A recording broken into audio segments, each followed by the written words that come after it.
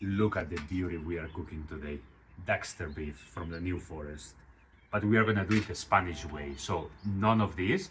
We don't need any wrap. We are only gonna use one ingredient, salt, the Spanish way.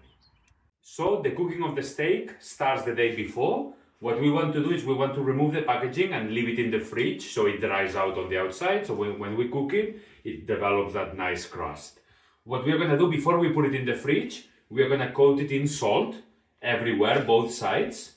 I'm not gonna do it now because I've already done it, but we're gonna coat it in salt, put it on a tray like this. We don't want it touching on the tray, we want it suspended, and then we put it on the fridge for 24 hours. So today the steak, we're gonna cook it reverse searing it, and what that means that first we're gonna slow cook it in the barbecue in indirect heat, and later we will give it a strong fire sear at the end. So to do that, we're gonna fill up one basket of charcoal. So we want enough briquettes to fill that up. When the briquettes are like this, you can just pour them.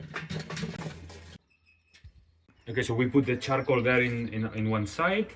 We get a thermometer, so we can check the temperature of the grill. We put a probe like this on the grill, then we close it.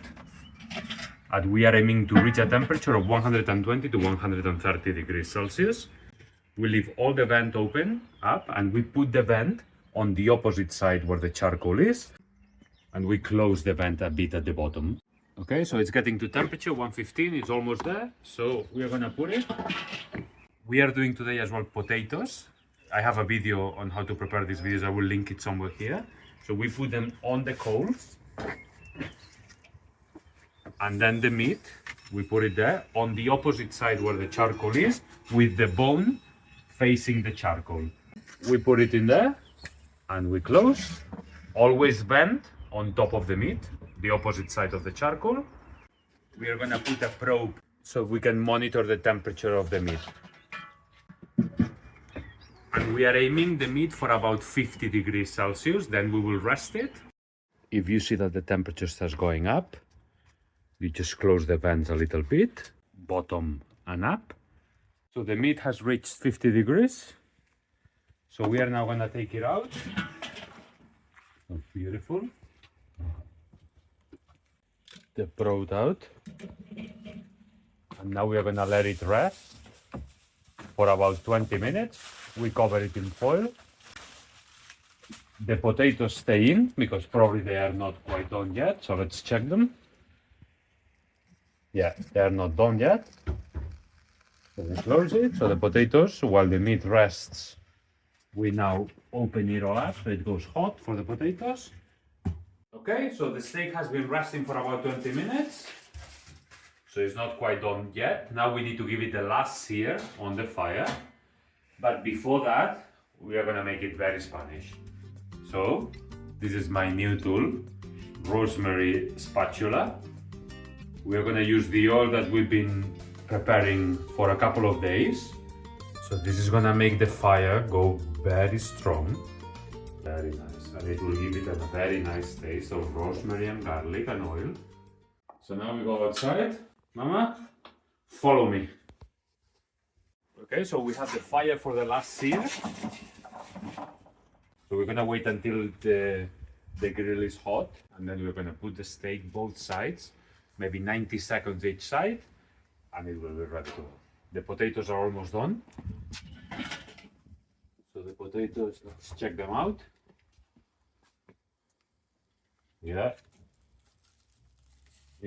like butter. Okay, so the grill is ready. So now we do the final sear.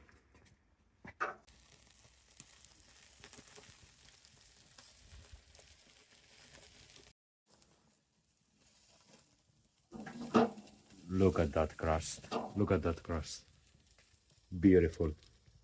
Gosh. So we're gonna do some bread as well. We're gonna do Amb Tomàquet. So let's put it in there. It's just the final touch, and it will be ready to serve. This beautiful thing is done.